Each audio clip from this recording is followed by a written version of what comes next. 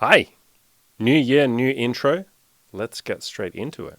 I got 2 emails on the same day, actually, that were really nice that I wanted to share and go down this sort of rabbit hole of giving some advice, I guess, to anyone who might be in a marriage and is thinking they want a little bit more of a passionate or kinky or just exploratory sex life. So I got this email the other day, which was a really cool email. So, hey Andy, I will keep it short, but I just want to say thank you for your free content. I'm a pastor, not the food, but the priest. A pastor who's been dissatisfied with my sex life in my marriage, despite being fairly attractive and confident. I've consumed a lot of red pill and game content, and at a certain point it has felt too manipulative and combative. It influenced me more towards a place of fear rather than... He hasn't finished his sentence there, but I'm guessing he means rather than love or something like that. Towards a place of fear rather than something, and had me in my head more. Your content moves me more towards a place of loving strength, joy, and gratitude. That resonates with my understanding of the Christian gospel. Lots of your advice isn't just good for a single guy's sex life, but also a married guy's sex life. Keep going. So I really, really, really loved this email when I got this. It was a very humbling email to get, to think that someone who's in a position of what I would say is such high esteem in a church, to be a pastor or a priest, sending me that email. That was really humbling. It was really nice. I got a second email, very similar to the first one, from someone else who said, hey, so completely different person. I'm actually a Christian married guy working on improving my sex life. Right now, for me, I think that means pursuing honesty in my intentions with my wife and having the boldness and confidence to put myself out there, both sexually and emotionally. So I freaking love that. I've done a lot of content on how to be more honest, so I won't necessarily rehash it here, but I would start by going to killyourinnerloser.com/honesty. And I have an article there. I've written probably, 10 or 15 articles about honesty, and it's obviously something that I talk about in most of my content. But yeah, I really appreciated both of these emails. It was really nice to get them. I really love hearing from people. Awesome. And it was funny kind of timing because I've just been reading Mother Teresa's books and learning as much as I possibly can about her and her mindset and her goals and what she was working on and, her faith and her religion and what she got out of, Christianity and all of that kind of stuff. And so really amazing timing that I get 2 emails from people on the same day about Christianity. So I'm not going to say that the universe is looking out, but I'd say the universe is paying attention. So amazing timing. And I've sort of been on this spiritual journey myself in the last 6 months, but especially the last couple of months. And I haven't talked about it a whole lot because I've been integrating it into my own life and figuring out the direction that I want to take my content and stuff like that. And so I haven't sat down and really talked about it, but these 2 emails made me think, okay, maybe I'll sit down and talk about some of this stuff. So let's make me full screen again. So, I want to do more of this sort of content about some of the higher values or the higher virtues, if you want to call them that, or the higher emotional levels, if you want to call them that.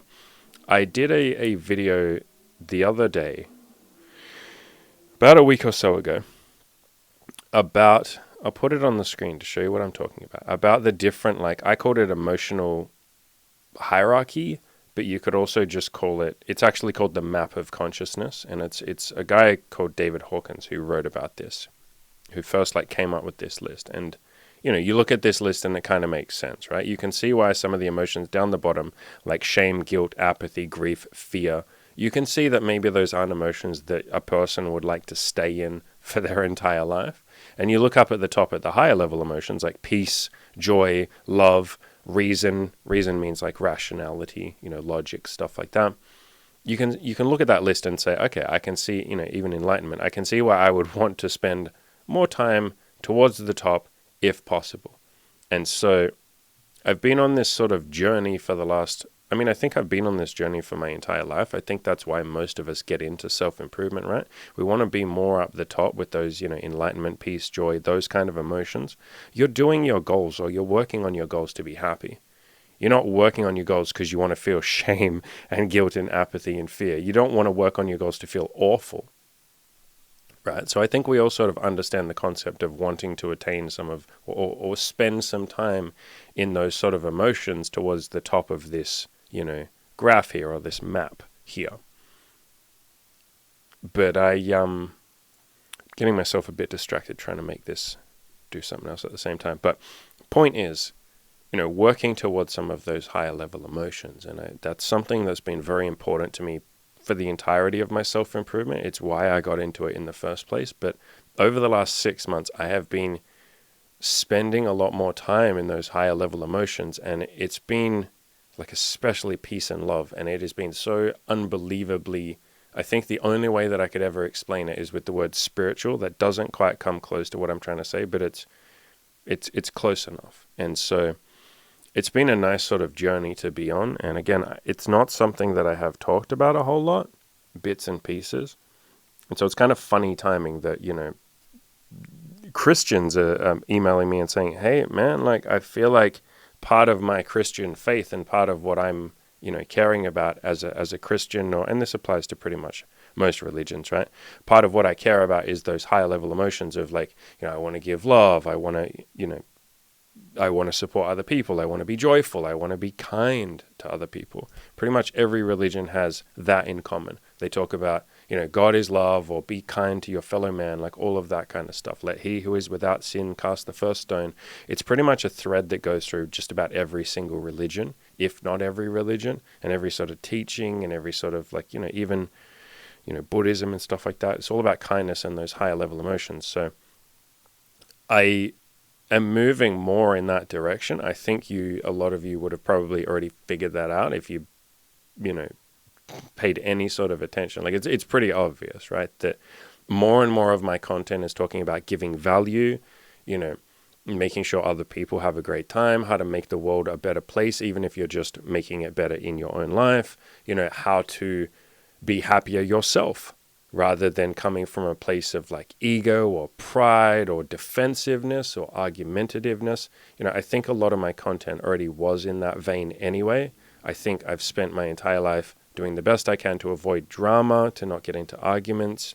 All of the women that I've dated, I do that in a very non-drama way, trying to move up to those higher level emotions. So in terms of what that means for my content, you're probably going to see much more about that side of things, like how to move up into the higher level of the higher level emotions, or the higher level consciousness. So, how to really be happy, how to focus on, if you're down here in shame, how can we move you up a little bit into something like, I don't know, desire or courage, like that map, which again, I'll show it on the screen, the map of consciousness, as he calls it, or the emotional hierarchy, if you want to call it that, but how to move from some of those lower levels up to the higher levels. So I'm going to do a lot more content on that. If you haven't gone and watched my video where I talked about that, go and watch it. I called it Hierarchy of Emotions, but it's really called the Map of Consciousness. The guy that came up with it called it that, but I'll be doing lots more content on that. I would like to, I've had this idea that I want to do for a little while, and I'm pretty sure I'm going to do it. I want to go to church a couple of times and just sort of meet some people at church and be like, all right, what are these people, what's all this about? What are these people talking about? Is there something I can learn here? Because I've had a lot of spiritual experiences myself, from LSD, obviously, from just sitting and meditating for long periods of time. I just got back from a week with my best mate, and it was a very spiritual weekend. All we did nonstop was just talk about like, how can we work up to those higher level emotions, or how can we stay in those higher level emotions? How can we journey on this spiritual path? Because he's very much on a spiritual path himself. How can we dissolve the ego? How can we let go of our pride and our ego and our need to be right all the time? And, the argumentativeness that you get into when you're trying to defend your position and say, no, what I believe is correct. Like, how do we keep working towards letting as much of that go as we possibly can? So I've been, if you want to call that spirituality, if you want to call that enlightenment, if you want to call that I don't know, ascending to something high. If you just want to call that being happy, God, that even makes sense. Just call it being happy, being peaceful, being at peace. The more that I've worked on that, and the more that that's been important to me, yeah, the more I've realized, like, a lot of religion talks about the exact same stuff. And I used to be a very big atheist myself, like hardcore atheist. I used to think like Richard Dawkins and Christopher Hitchens were just the most intelligent, rational men on the planet. And, I'd watch long lectures of them just like shooting down religions and talking about how if you believe in the spiritual realm, or if you believe in God, or if you're trying to be enlightened, then you're an idiot. I'm Christopher Hitchens and I am the smartest man on the planet. And I used to lap that up and I thought that was wonderful. And if you look at the map of consciousness, Christopher Hitchens and people like those, like really staunch atheists, which I used to be myself, they're up there in reason. Reason is great. Reason is really high on that list. It's the 5th highest from the top. Reason is amazing, but there are levels above that. Reason is not peace. You're not peaceful when you're sitting there arguing with religion. Why do you care if somebody is religious? What does that have to do with you and your own peace? As Jordan Peterson says, make your own bed, get your own life in order before you go out and tell other people's. And, everyone will have a different place that they want to get to on this list. Not everybody wants to be completely peaceful all the time. There are certain, and I'm going to do a podcast on this, there are certain things you have to give up to climb this list. You don't just say, hey, I want to move from shame straight up into courage. You have to give up a lot of stuff. You have to give up a lot of stories. You being in shame is getting you something. It's protecting you from something. It's protecting you from having to try. It's protecting you from vulnerability. You get something at every single one of these levels. If you're in anger, that's massively giving you something. Anger is control. It's something quite powerful. And for you to move up into courage or neutrality or willingness, you have to let go of the anger. That can be really hard. People like to hang on to their stories. We hang on to our narratives and our limiting beliefs. How many times have you guys tried to help someone and they just respond with anger, and you say, hey, you're telling me that you're unhappy with your, I don't know, let's pick something, your weight. I can help you lose weight. And the person gets really angry. No, you can't. No, you're just like everybody else telling me that I can lose weight. It's not that easy. Like, they're clinging on to it. And in order for them to move up this, this map up to something like courage or willingness, they would have to let go of the anger. And that can be very difficult sometimes. Like I was down in shame, 10 years ago. It's probably taken me 10 years to get to a point where where I'm capable. I mean, you're always capable. It's taken me about 10 years to get to a point where I'm feeling love and joy and peace pretty much all the time. That's taken a really long time. And so it can take you a little bit of time to move up this sort of map. But yeah, the point that I'm getting to is I would like to, or the further I go, I don't think it's higher. It's not higher.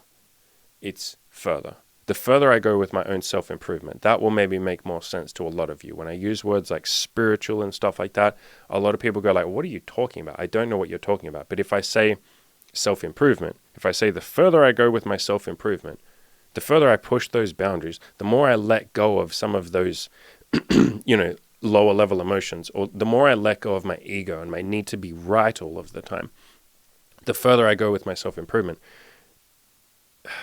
the more I can start to see how a lot of the views that I had in the past, such as staunch atheism, it's like you just don't need them anymore.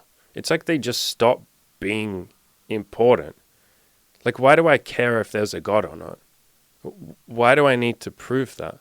And more to the point, how could I even say that there isn't? Imagine the hubris of just being a little person on the planet going, I know how all of this works. It's like, come on, son, like, don't even pretend that you do. And so I was very much caught up in all of that hardcore atheism. And by the way, if you are an atheist, great, brilliant, good. I don't want to argue. And I'm not saying that I'm not an atheist. I'm not saying I'm anything. I don't have the answer. How could I possibly have the answer?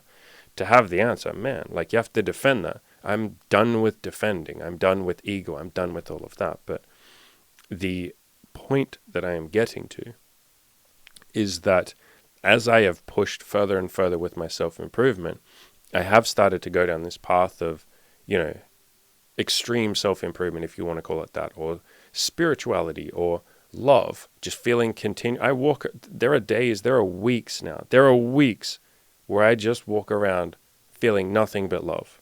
Like just nothing but love. It is now become so unbelievably common for me to just start crying with love at like nothing.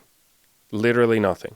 Like I'm eating a ham sandwich and I'm just like, what a gift. I'm so grateful for this ham sandwich, and I'll just fucking start crying.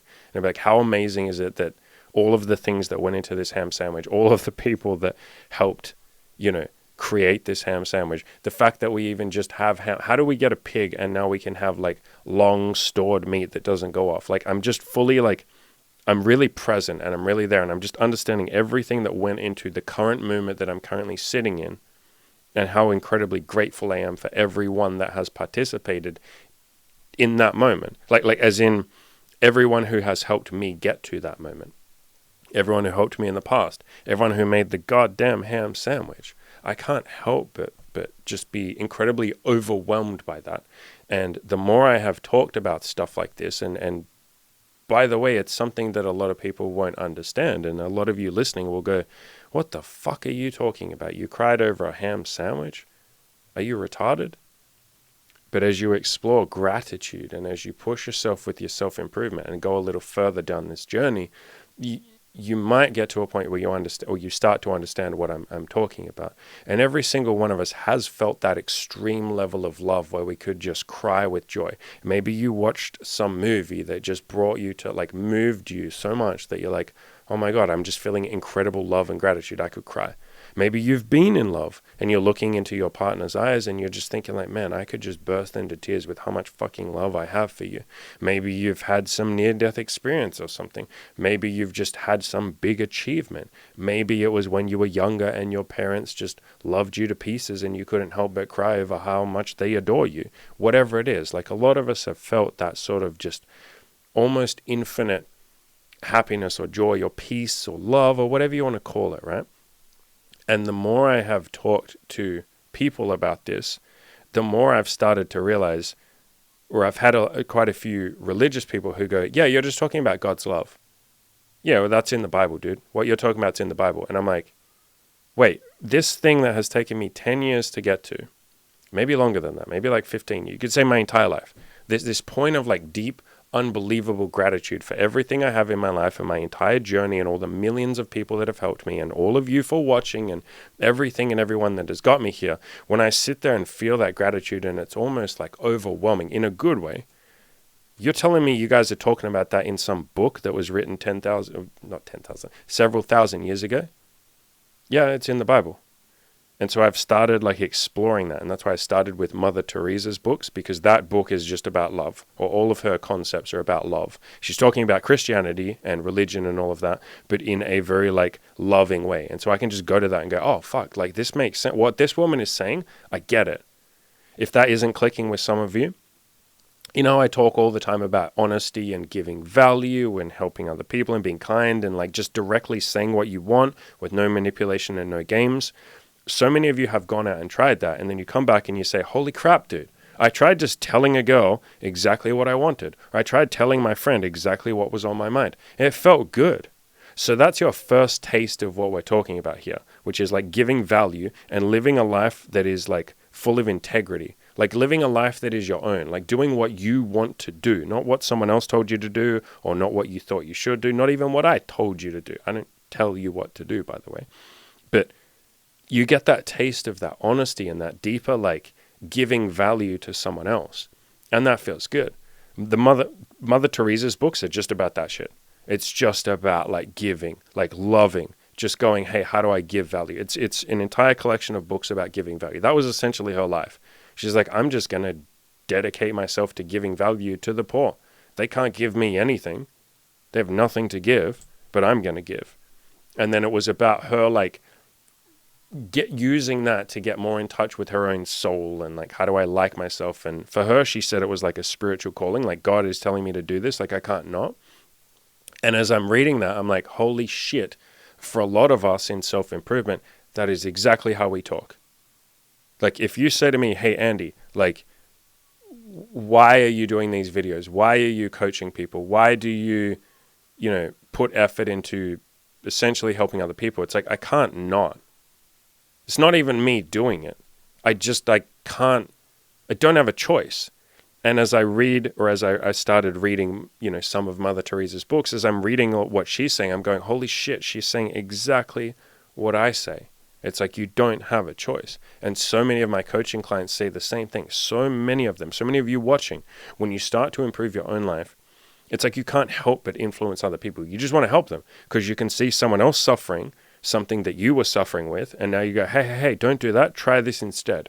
And then they try it and they succeed and you go, yeah, great. Like that feeling, you can't not do that. If I was to say to all of you, don't help anyone else for the rest of your life, you would go like, well, I can't, how do I even do that? So it's not you doing it. I don't know where the fuck it comes from. Some people will say the spiritual realm. Some people will say God. There's all these different sort of ways of explaining the same thing. But I very much feel the same way when I'm doing these videos. Right now, I'm not thinking what I'm going to say. I'm not fucking thinking of, I've written some dot points, but where did they come from? They just came onto the page. It very much feels like the further you go with your self-improvement, the more you start to open yourself up. It's almost like you become this channel or this vessel for your ideas or for the value that you're trying to give, or like whatever it is that you're giving, whatever it is that you're doing. It's almost like it's no longer you. It's just happening on its own accord. If you want to be super scientific and rational about it, you could say, yeah, you just made it into a habit. Sure. There's that. If you want to be spiritual and religious about it, you can say God is channeling through you, or the universe. I usually use the word the universe when I'm talking about, bigger concepts. The universe is channeling through you. You're just a vessel for the universe. But the point that I'm getting to is the more that I have talked about this stuff, the more I've started realizing, holy crap, like a lot of religious people are talking about the exact same concepts as me. They're just using different language. And I've started going into, I had already read a lot of like Buddhism stuff, but I've started going a lot into Buddhism as well. And they talk more about the self, which is kind of like self-improvement, kind of what we do, right? A lot of Buddhism is going very deep on yourself and just inquiring and seeing what's there at the depths of your soul, like removing all the external distractions, removing everything, and just going inside yourself and seeing what's there. If you just meditate for hundreds of hours, thousands of hours, tens of thousands of hours, hundreds of thousands of hours, what is inside? And they seem to come to the same sort of, epiphanies and the same sort of realizations and the same sort of everything, where they're like, if I just stop trying to control and if I let go of my ego a little bit, my life kind of just takes care of itself. Where is that coming from? I don't know. So yeah, the point that I'm getting to is this is kind of a journey that I've started down. I am going to do much more content on this stuff. I'm still going to be doing plenty of content on sex, on money, although I prefer to call it financial freedom. I don't care about money anymore. It's more like the freedom. Same as sex. I don't really care about sex anymore. I get some questions sometimes where guys will say, hey, what should I text this girl? And I try and answer them, but I just don't care. I feel like I've said a lot that I could say about just getting laid in general. If you guys have any more questions, I will answer them to the best of my ability. Like I said, I'm still going to do sex content. I don't know if I care so much about like just getting laid for the sake of it. I don't know if I ever really I cared about it for a while. I feel like I've said everything I could say on as a single guy getting laid. But again, if you guys have any questions, please, please, please ask me. I guess what I'm saying, and maybe this is how I would take it, I'm not saying I won't do that content. I will always do that content if asked about it. I'm probably not going to voluntarily do it. Does that make sense? Not that you can answer me, but I think that makes sense. So I'm going to do lots of content about sex, sexuality, intimacy, definitely a ton of content about relationships, a bunch about financial freedom, a lot about like spirituality and, if you want to call that again, self-improvement or enlightenment or just finding peace or being happy. A lot of people just call it being happy or moving up or letting go of fear or moving past your limiting beliefs, like all different ways of saying the same thing. I'm going to be doing all that sort of stuff. Like I said, I'm happy to talk about getting laid and stuff like that if you have questions. So please don't feel like I'm saying I'm not going to talk about getting laid. I will. I'll talk about that for the rest of my life. I'll talk about whatever people feel is important for them. Whatever they would like my help with, I will always answer that. But I think I'm very, very, very ready to be moving on to some of the more deeper isn't the right word, but the stuff that comes after getting laid, right? Like, you guys have known that I've been moving in this direction for a while. At the start of this year, I said one of my goals was to do much more content about relationships. I've done at this point, I think like 30 or so podcasts and YouTube videos and stuff like that over this year. And so I'm moving more in that direction. But again, very happy to talk about getting laid.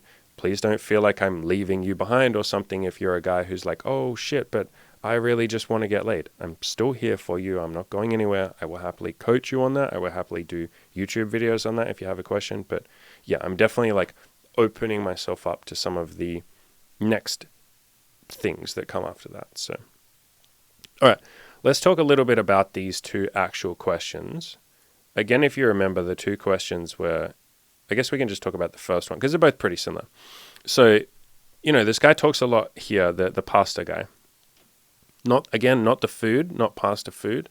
That joke is dead, but I'm going to keep making it because it's hilarious to me. It's hilarious that it's so terrible. And as he says, yeah, like moving towards that place of loving strength, joy, and gratitude rather than fear, rather than emotional manipulation, rather than being combative, right? And so, I wrote a lot of stuff down here. I'm going to give some just like general thoughts that might come into my head about improving your sex life if you're in a marriage, especially if you're in sort of a religious marriage, like a Christian or Catholic or Muslim, whatever sort of marriage that you're in, right? And obviously adjust, what I say depending on what you want to do and your religious vows and all of that kind of stuff, like tinker with it a bit. And by the way, if you're a complete atheist, but you're just in a marriage or you're in a relationship, I'm going to talk about some of that stuff. So a lot of the same principles as a single guy still apply. So honesty, saying what you want, and a couple of really good books on this. Probably the best book that I would recommend, if any of you haven't listened to it, is I Need Your Love, Is That True? It's by Byron Katie. I would recommend every single married man and woman on this planet, not that I can make them, but if every man and woman on this planet said, hey, what book do you recommend I read to have a good relationship? That book. It is the definition of a book that is for like relationships and how to learn to like yourself and not need the other person to do what you want and not control them and come from that place of power rather than force. So what I mean there is coming from that place of like abundance and like, I would like my wife to do this, but if she doesn't, that's okay. Like, I don't mind. I've got all this other cool stuff in my life. She can do whatever she wants. I'm not going to force her or manipulate her. I don't need that because that doesn't make me feel good. I don't like the kind of person I am when I do that. And so I would recommend every man on the planet read that as well as every woman. It's really good for women as well. Women do a lot of manipulation in a relationship, or they can be tempted to. Men can be tempted to do a lot of manipulation in a relationship. This book is about working through that. I would also, if you're in a marriage and you're thinking that, the sex isn't what you want, I would write a sex bucket list and get her to write one too. I've talked about this quite a few times. I have an article on my website, so you can just go to killyourinnerloser.com and just search for sex bucket list. And I talk about how to write a sexual bucket list. And it's basically just a list of some things that you would like to try and that she would like to try. And so you can put very kinky things on there if you're both like at the point where you feel comfortable with that. But if you're both down in those emotions of like fear or like guilt or shame. There's a lot of shame and guilt, the Catholic guilt, right? If you're down in those lower level emotions, that's okay. On your sexual bucket list, what I would do is put very, very, very easy stuff that you guys can do. Like, oh, what if we had, like, if you're really, really, really guilty and full of shame and you haven't explored anything kinky in a marriage, you just start with really basic stuff. Like, hey, what if we have sex in the lounge room on the couch? Oh no, it's so dirty. Oh my God. What if we try doggy style? Oh no, that's like the devil's position. Oh my God. Like, what if we try you going on top? What if we try sex with the lights on so I can see you? What if we put some candles in the bathroom and I'll put some soft music and we'll try and have sex in the shower? And maybe it's a little bit difficult logistically, but we'll figure out a way to work. And if not, we can at least make out in the shower. What if we do something really naughty, like we're in public one time and I give you a little squeeze on the bum? Oh no, like, God's watching and he thinks you guys are cheeky little buggers. Like, whatever it is that you have to whatever it is that sort of excites you both, and it has to be something that excites both of you, but isn't too impossible that you feel like, okay, I'm not going to even be able to say this to my wife, or if you're a woman listening, I'm not going to be able to say this to my husband. So pick things that will get you a little bit out of your comfort zone, but you're just taking baby steps here. And the more you explore that stuff, then you can add more stuff to your bucket list, and you're kind of building up the courage. What we're trying to do here is move from those lower level emotions of shame and guilt up into courage. We're trying to get you to up into the courage place. Well, actually, technically, we're trying to move you up into desire. You even just saying like, crap, I think I want these things. These would be amazing. And then you get the courage to say them to your other half. So you can start with a sexual bucket list, because then you can just give them the list. And you only have to have a couple of things on there. You don't have to write 100 things. Just write 5 things that you'd like to try. No matter how vanilla or tame or whatever they seem, give that to your partner. And then she gives you one. So the point is, you're supposed to write one for each other, and then you exchange them at the same time. That way there's no judgment and you're not influencing each other's lists. It's like, okay, these are the things I want and these are the things you want. Okay. Swap lists. And then you can kind of look at each other's lists and say, oh, some of this sounds fun. Yeah, I'd like to try that. I'd like to try this. I'd like to try that. And again, if you've been in a marriage, especially a religious one, where there is, a fair bit of prudishness, or, pious isn't the right word, but like prudishness. You're prudish, right? You haven't explored a lot of sex. Just start really gentle. Here's another one you could do. You could say, let's have sex, but you have to keep your eyes closed the entire time, as a fun challenge. And you make her keep her eyes closed. And if she opens them, you go, oh, no, hey, we're going to stop now. I told you keep them closed. And you stop. And then you try again next time. And so it can become this sort of fun, like, domination type thing. Then the next time you have sex, you tell her, hey, you have to hold your arms above your head like this, and you are not allowed to move them. You have to keep them there the entire time.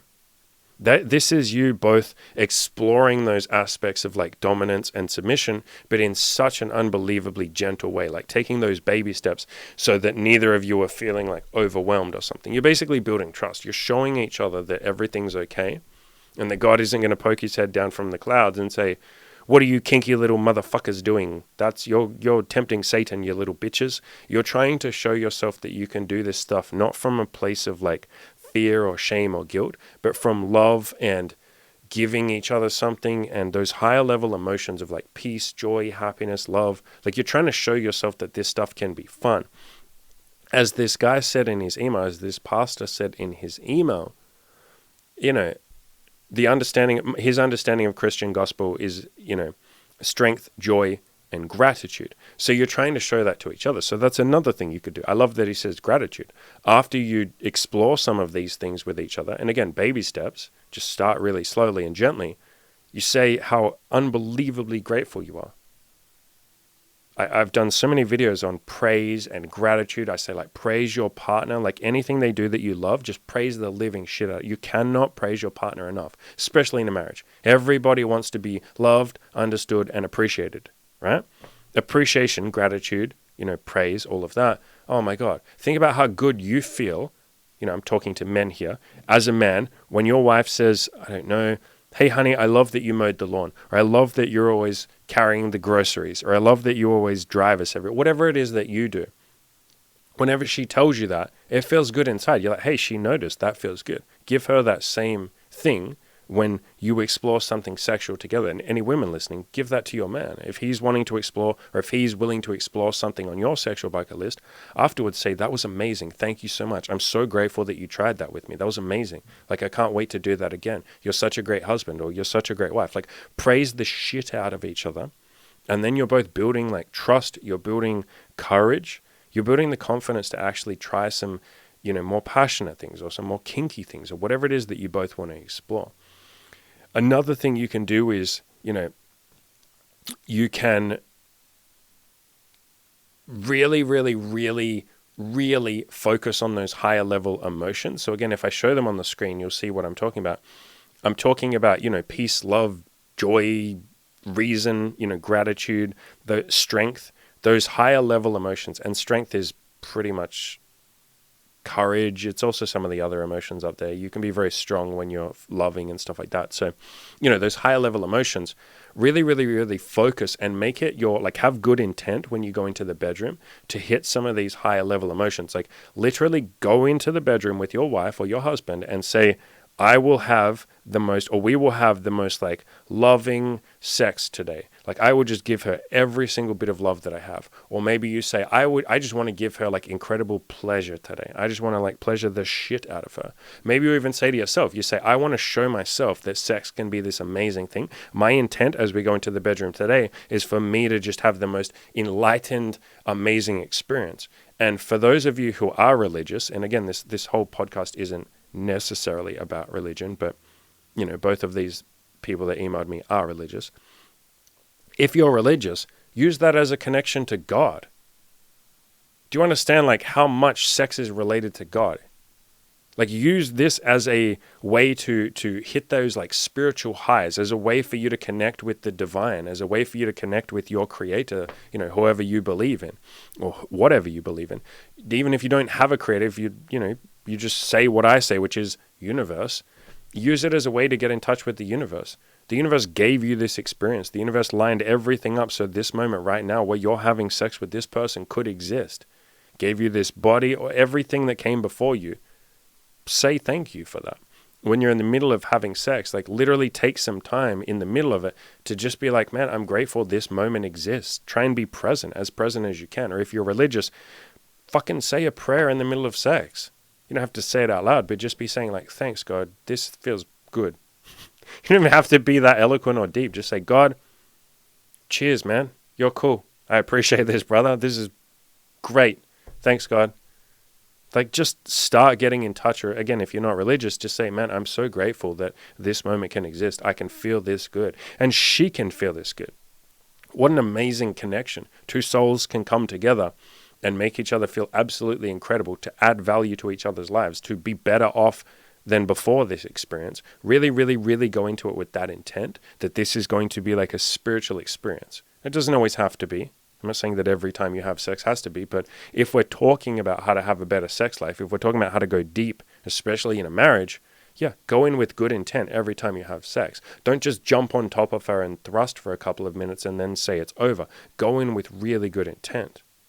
And the more that you do that, and remember that the other person at the start might not be comfortable doing that, so baby steps. They have to be willing to do this, but I would hazard a guess that most wives or husbands will want to do this, especially if you go into it with a winning mindset rather than a losing mindset, right? So find ways that she and you can have more passionate sex and that you both benefit. Because sometimes in a marriage, you'll be together for a while and one person or the other person isn't super sexual or they're not super kinky. And it's kind of just I guess I'll have sex, like an obligation. One thing that can really help is obviously your own self-improvement. You looking better and liking yourself more and being sexier and losing weight and going to the gym and all of that kind of stuff, which is a process, by the way. You don't get there in a day. That will make your partner want to sleep with you. You literally look better and you like yourself more. So I've got a ton of videos on that and a ton of articles on how to improve yourself. But on top of that, going into it with that good intent and saying to them hey, how can we make sure we both win together? This isn't just me as the man wanting better sex. I don't just want to get laid more, or I don't just want more sex or better sex. No. This is both of us going into this thing together and building something. That's why we're both here, right?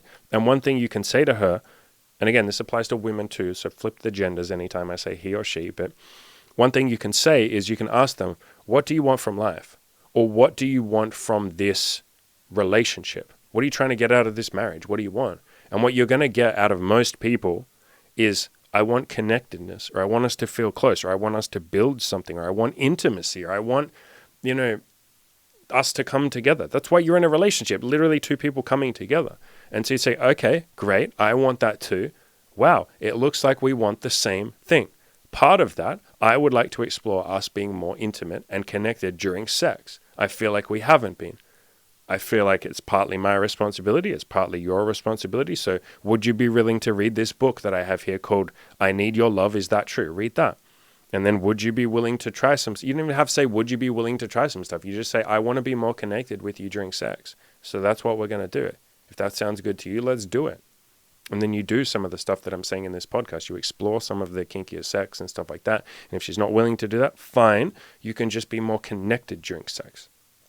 Even if you can't be connected with her, like sometimes someone is, especially in a like very guilt-ridden marriage, like, you know, that Catholic guilt thing. If she isn't able to connect with you, if she doesn't feel present, if she's in her own head worrying about guilt and shame and, oh, we shouldn't be enjoying sex, like that's the devil's playtime, like, you know, if she's in that kind of shame, you know, mindset, then you be very connected. If you're not going to be connected to her because she's not present, she's off fucking wherever, you be connected to your God or the universe or yourself or your own body or the way it feels or gratitude. Sitting there going, man, I'm so grateful that I have this woman in my life. She's amazing. Like come up with a list. Here's another thing you can do. Come up with a list of 50 reasons why your wife is amazing, why you're grateful for her. Even if you're in a sexless marriage, come up with 50 reasons why you're grateful for your wife. You're in the marriage anyway. You may as well fucking enjoy it. Why would you sit there and be miserable? And by the way, I'm not saying these two people that emailed me are miserable. I'm just talking in general. But come up with a list of 50 reasons why your wife is amazing or why you're grateful for her. And then give that to her. Or don't give it to her. Just feel each one and internalize it. And every week, look at that list and then practice giving love. Again, giving is receiving, giving value. Read Mother Teresa's books. Listen to everything that I've said over the last couple of years. All of that kind of stuff. Giving value to other people. It comes straight back. The universe is a mirror. If you're sitting there practicing loving your wife, or if you're loving your, you know, divinity, whatever that might mean to you, or just loving life, if you're not religious or not spiritual, when you're sitting there practicing love, other people notice.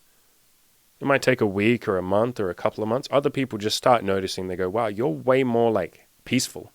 I want some of that. Or you're way more loving or kind. I want some of that. And then they start to kind of do the same thing. There's a really great Byron Katie quote where she says, it only takes one clear person to have a good relationship. What she means by that is if you're in a marriage and it's kind of sexless and you're not super close and you're not super happy, right, you fucking work on yourself then. Work on your self-improvement. Work on liking yourself. If you're religious, work on your connection to your creator or your God or Jesus or whatever it is that you believe in. If you aren't religious, work on gratitude. Work on your connectedness to everybody else outside. You know, I've done videos on this. I did one on my channel called Talk to Everybody. The World is Your Friend. That was me basically getting you to connect to the rest of the world. Just go outside and just talk to random strangers. Today I went out with Imogen and we walked around for a while. I talked to 40 people. You don't have to have a big conversation, by the way. I just mean like one little comment, like, oh, your dog is adorable. Oh, hey, I hope you have a nice day today. I'm spouting that stuff out because it makes me feel connected to everybody else and I like how it feels. And so then you're not having to wait for your wife. You're not using your wife as a reason why your marriage is unhappy. You're not saying, oh, my wife doesn't want to sleep with me and she's grumpy and she let herself get fat and she doesn't really connect with me, so that's why my marriage sucks. No, the marriage sucks because you just didn't realize that you could take responsibility. You could be that one clear person in the relationship to give the good relationship. And she'll then look at you and go, wow, look at all the self-improvement my husband has done over the last year. Wow, look how connected he is to God. Or look how connected he is to the rest of the world. Or look how connected he is to himself. I want some of that. Or she won't do any of that. But what do you care? Because you're living this amazing life where you're connected to everybody outside. You're connected to, you know, your God or the universe or just other people or yourself. You're going super deep on your own self-improvement. You have goals and a mission and a purpose. What the hell do you care if your wife is on board with that or not? It's not even about her. She would just be a nice bonus. And so that's why I always say, like, bring it back to your own self-improvement. Or if you're religious, bring it. I mean, it is the same thing, isn't it? Bring it back to yourself. Bring it back to your connection to the divinity. So, yeah, go deep on that stuff. Another thing you can do is tantric sex.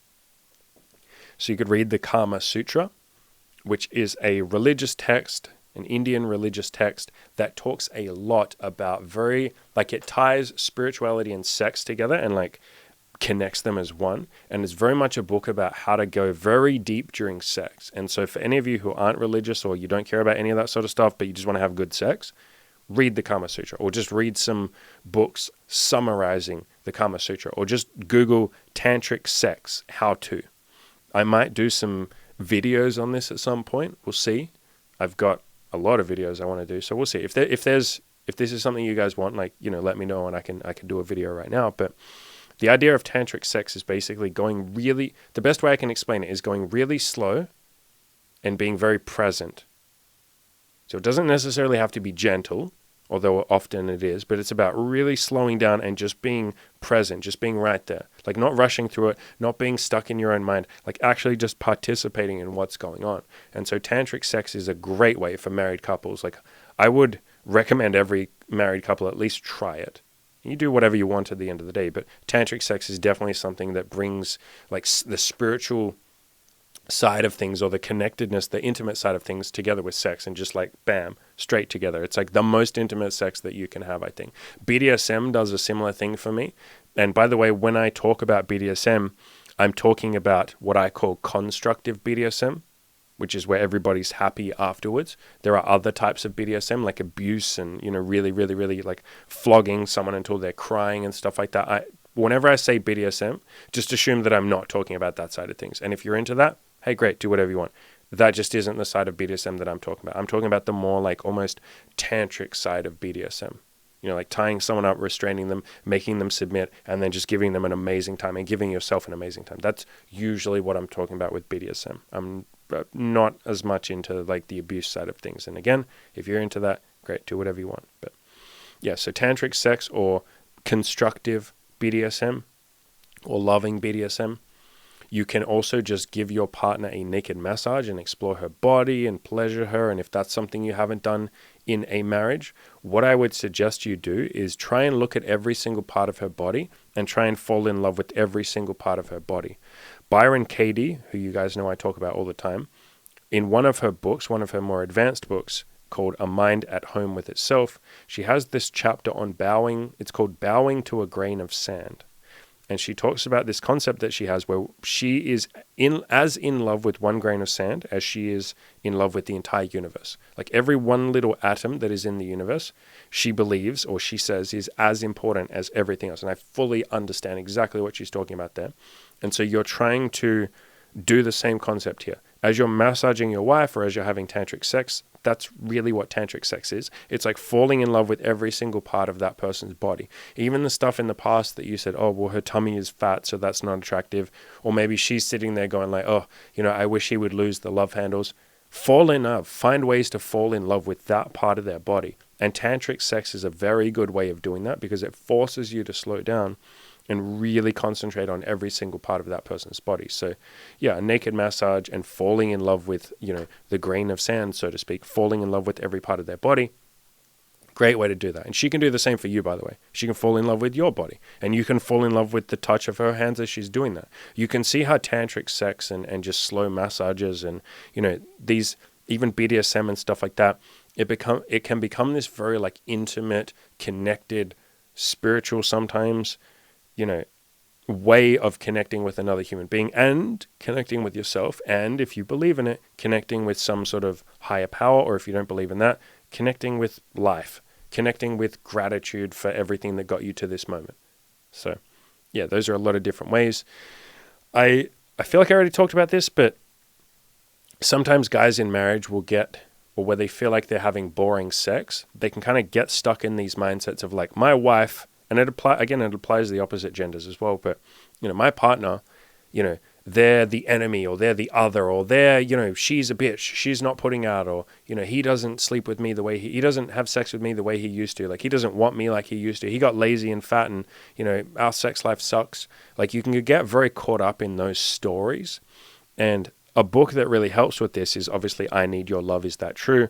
But another book is Loving What Is by Byron Katie, and she talks about how to let go of some of these stories and stop hanging on to them. But, I've done plenty of articles and content on the fact that your partner or anyone that you just even sleep with casually, or even anyone that you're friends with or anyone that you meet, they're on your team. It's you and them on the same team. It's not you versus them. You're both on the same team. You both want the same thing. And if you don't believe that, that's why I said I would recommend you ask your partner, what do you want from life? What do you want from this relationship? And as they're talking, write it down or get them to write it down. Like get them to give you a big list and you're going to see a lot of what they want overlaps with what you want. They want to be intimate. They want to be close. They want to be connected. Like she's not going to write, or they are not going to write on the list, I want to be a giant asshole all the time and be grumpy, and I want to have a sexless marriage where I'm not happy. I want to just be miserable. Like no one's going to write that down. What they actually want are the things that you want. And in realizing that, you can go, oh crap, we're on the same team. I thought you were the enemy this entire time. And your partner might say, well, I thought you were the enemy. I thought you were the one that was trying to nag me for sex or push me to do something I didn't want. And it turns out this entire time when you were trying to have sex, you just wanted to be connected. And then you can say, yeah, and it turns out all the times you were pushing me away and denying me sex, you were doing that because you thought I just wanted sex, but you wanted intimacy. Holy shit, we both wanted intimacy. Have we just had this sexless marriage because we both wanted the same thing, but we never checked? We thought we were enemies, but we were playing on the same team. Oh my God. And so whatever she says on that list, if it's like, I want closeness or intimacy or whatever, you find ways that she can have that, or you can give that to her, or you can share that together. That would be the best way of saying it. Share that together during sex. So find ways where you're speaking the same language, I guess is what I'm saying. So rather than you saying, I just want sex, and her saying, well, my husband just wants sex, I wish he would want intimacy. Find ways that you can both speak the same language. You know what I mean? You can both be saying, no, we both want closeness and connectedness. And the way that she might want that is going very slow and tantric and cuddling and all of that. And the way that you might want that is like sex and exploring some things. So find ways that you can both do that together. You're both on the same team. Like you're moving towards the same goal. Both of you want a happy, healthy, functioning, amazing, beautiful relationship. That's what you both want. I don't think anyone on the planet gets into a marriage going, I hope this marriage sucks. And I hope like our sex life is just abysmal and we hate each other. Like, no. You want the same things. Somewhere along the way, a lot of couples just lose sight of that and they see the other person as the enemy. They tell themselves a lot of stories and they believe a lot of stories. This person is my enemy. This person won't give me what I want. This person doesn't care about me. This person doesn't want to have sex with me. Or this person only wants to have sex with me. You start telling yourself all those sort of stories and those stories hurt. And that's why it's worth coming back to the truth and saying, what do you actually want? Just tell me. I'll listen. I'll actually listen. And if the person doesn't trust you and says, you won't even listen to me, what's the point in even telling you what I want? Say, write it down on a piece of paper then, and I promise I'll read it. Write it down in your own time. I'm listening, I'm here, I really want to read it. You might have to have that conversation 10 times before they finally write it down, but you're going to find they want the same things you want. And again, to be clear, I don't think the two Christian people that emailed me are in that kind of, well, they might be. How do I know? But I'm not saying that they are. I'm not saying that they're not. But yeah, I hope this was at least slightly helpful. I really like talking about these topics. I really genuinely do. I really like talking about, I guess I don't know if higher level is the word to say them, but the right word to describe it. But the concepts that come after just getting laid. Like my mentor, or my favorite mentor was Chris from Good Looking Loser. And he used to always say in a lot of his articles, this isn't just about getting laid. This was never just about women anyway. This was never just about getting pussy. And he would say that so many times.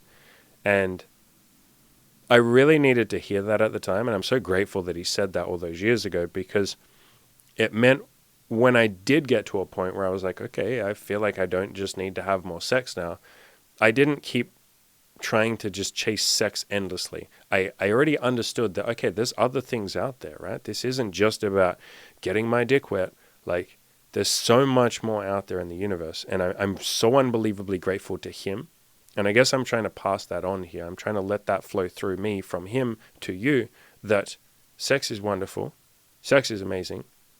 But there's an entire universe of things out there. And they're all equally wonderful, equally worth exploring. I think most of you get this anyway, but I'm excited to start talking about, or continue, because I've already been talking about it for about a year or so, but continue talking about a lot of these other concepts. And I can't always promise that I will be coherent with them. I can't always promise that I will be great at talking about them, but you guys know my biggest philosophy, or one of them, is give yourself permission to suck.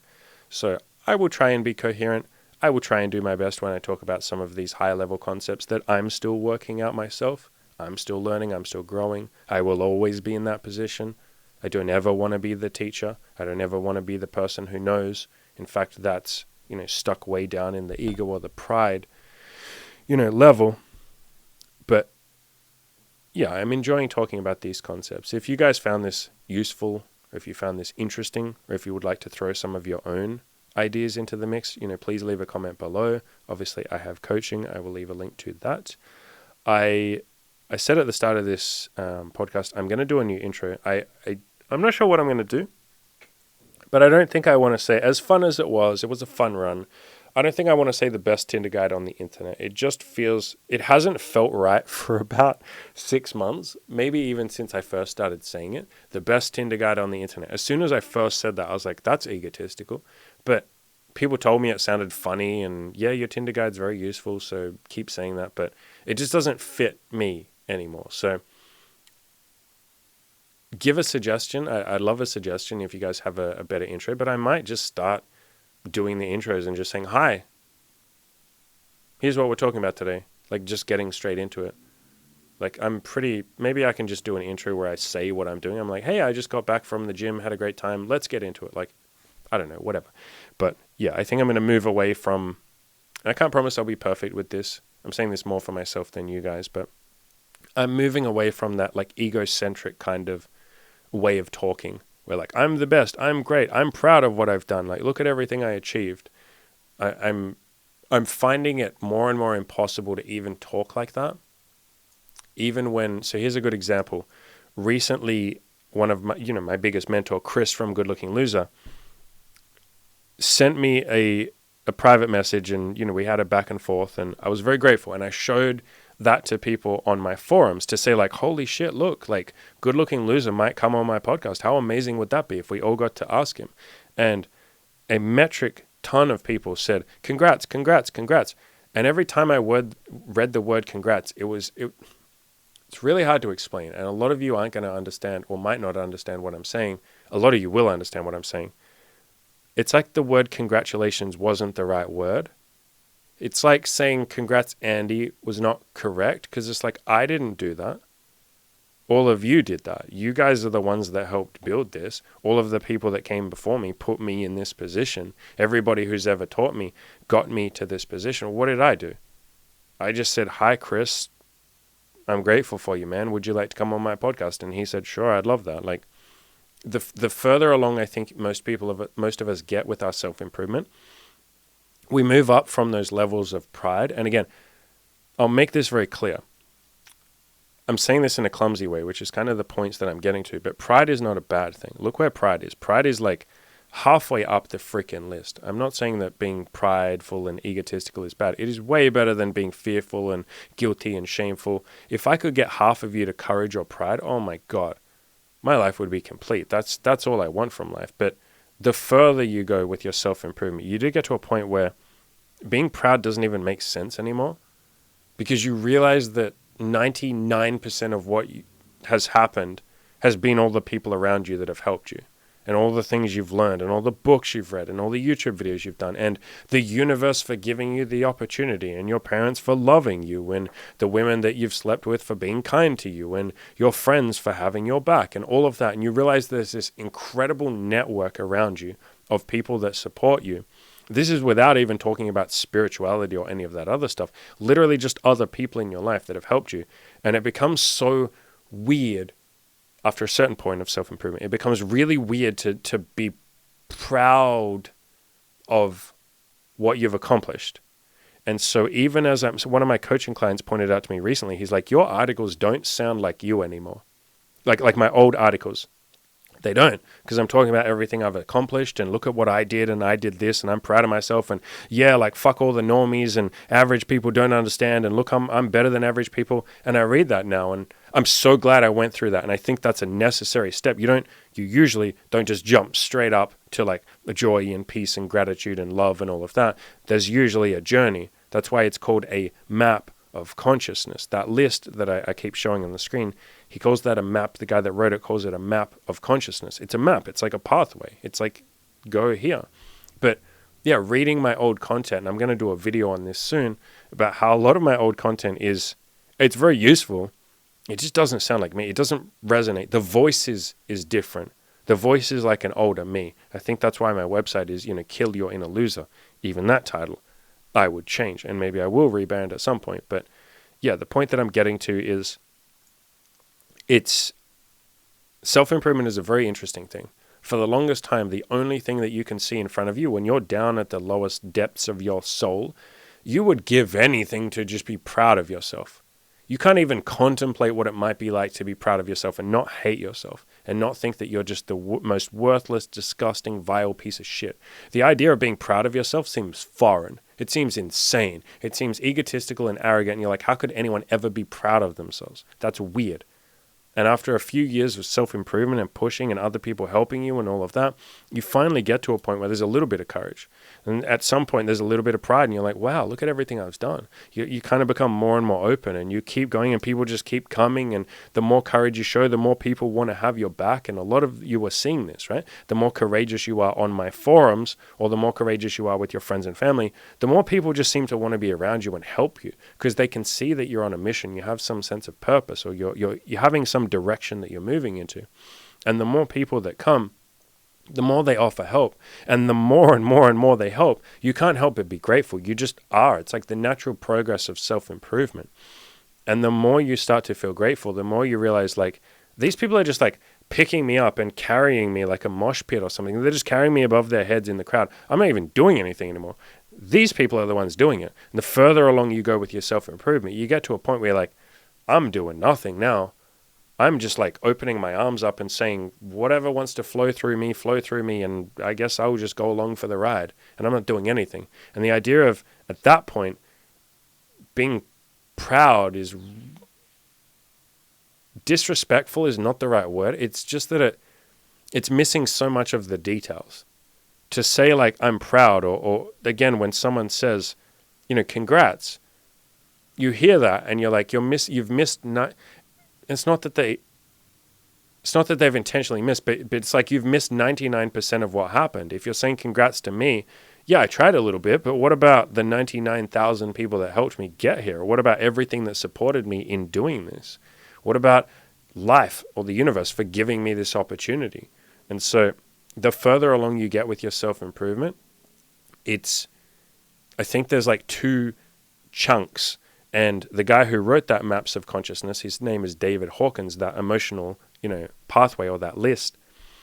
He says there's two main chunks. There's everything below courage, and everything below courage, all you're trying to do is just get to courage or pride, like being proud of yourself. And then there's everything afterwards where you're almost letting go of pride. You're letting go of your ego. You're letting go of the idea that like you have to do everything and you have to hustle and you have to have the power and you have to work your ass off. And there's two very distinct chunks of life there. And I'm still, as you can tell from this like ramble, right? I'm still trying to work out how to marry those two together. And so I'm going to continue reading all the books that I'm reading and learning and growing. And, maybe I go to church and talk to a pastor. Maybe I talk to some hippies. Maybe I try LSD again. It's been 3 or 4 years since I did LSD. Maybe I start, I continue down this path of answering some of these questions. And I don't expect that I'll have all the answers. And, I say to you guys all the time, don't expect that I'll have the answers, but it's definitely an interesting journey. And you can very much see that I'm in the beginnings of that journey. I'm figuring it out as much as you guys, but it is interesting to know that the thing that a lot of you are aiming for, which is to just be proud of yourself, like when you get there, you're going to be so unbelievably grateful that you got. It's going to be the most, trust me when I say it's really beautiful, liking yourself or being proud of yourself. Like it's such an amazing thing. And then there's even more after that. That is the beginning. There's so much that is like 1,000,000 times more amazing than you could ever imagine waiting for you after courage. And that's not to say, oh my God, look how much work you do. Please don't use that to get overwhelmed and go, oh my God, Andy, I just want to even not hate myself. If I could just not hate myself, that would be amazing. Are you telling me there's more work to do after that? No. That's the point. Once you get to courage, it all just kind of happens. You just keep working on yourself and keep improving and just, you don't even have to work on yourself anymore. It's like by that point, you don't have a choice. You made it to courage. You've taken the red pill, so to speak. Like, you've seen the matrix. You understand, if I just have courage, I can achieve my goals. Oh my God, I don't need to do anything anymore.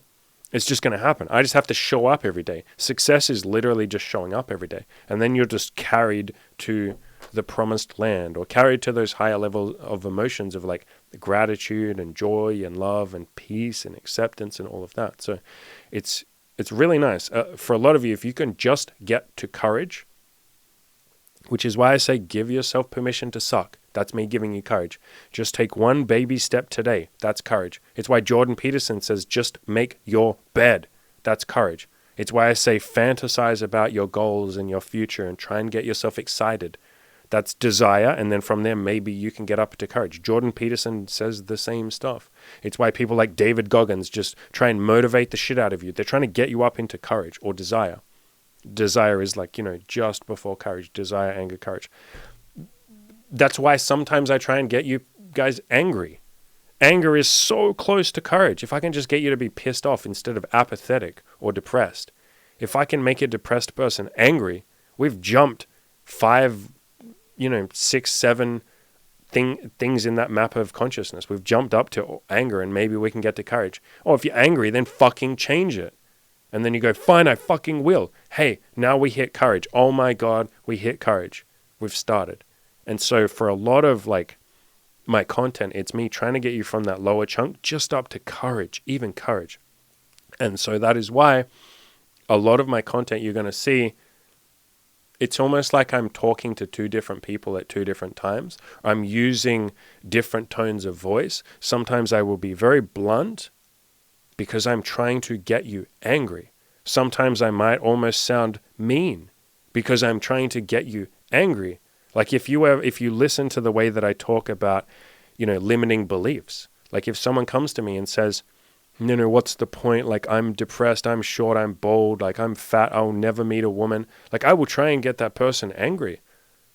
I'll literally try and get them angry. Or I'll try and get them to desire. Or sometimes I will use love and I'll be like, it's okay, brother, I've been there, I understand. Like I'll use any of the emotions that are above where they currently are. I'll just pick whichever one I want because different ones work for different people. So I'm just trying everything and seeing what works on every different person. And so, yeah, there's a lot of, it's very fun when you understand, like, again, I'll show you on the screen, but when you understand the map of consciousness or the emotional hierarchy or the levels, whatever you want to call it, the pathway, it's very fun because you get to, when you meet someone who's down in guilt and shame, it's like this fun game where you can use any of the emotions that are above that to help them. Literally any of them would help. If you're just loving and peaceful, that will help. If you just are neutral, like if they're sitting there going, I'm a piece of shit, and you're like, I don't think you're good or bad. That's like better than where they are. If they're down in shame, you can just say, do you really want to feel like this forever? Think about how bad it would feel to feel like this forever. That's you using fear. That's way above where they are. That works. You could use grief. You could say, I want you to sit there and think about how shit your life will be if you get to the end of your life and you've never overcome this shame. Think about how much you will grieve for a life lost, a life wasted. You really want to waste your life? They'll start grieving and, oh my God, like what the fuck? What if I lose? Oh my God, you're right. That'd be awful. Like you get the whole list of things. You could use reason and logic. You can use courage and pride. You can be like, don't you want to be proud of yourself? Come on, you're better than all the people. That's why sometimes in the past I've said, look, you're better than the average people. It's not that I think average people are bad. I certainly don't.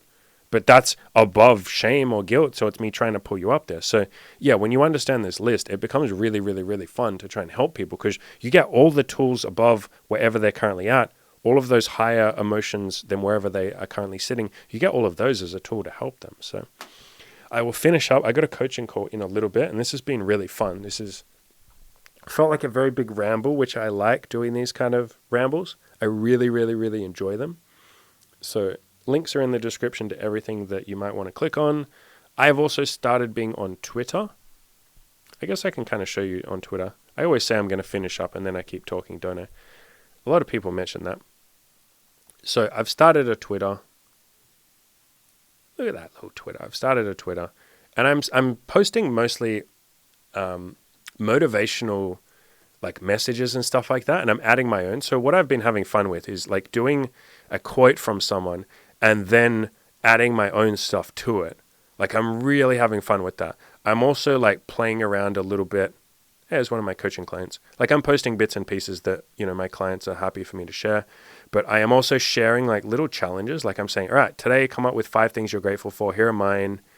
Yeah, I'm having a lot of fun with the format. I'll do little pictures of, Imi and I here and there, and I might do some videos and stuff like that. So if you would like to, this is my Twitter. I only just set it up. We already got 15 people. Look at that. 15 motherfuckers. So yeah, follow me on there if you would like. It is I'll show you on the screen. KYIL_Andy. Just search for Kill Your Inner Loser. I'm on there. Come tweet at me. Join the party. And as always, do I want to finish with Go Crush Your Goals? I don't think I want to do that. I think I want to change that as well. What would I change that to? Go give value to other people. I don't know. Maybe I'll say something different every time. Go give value to other people. Go love other people. There you go. That's my message for today. Go love other people.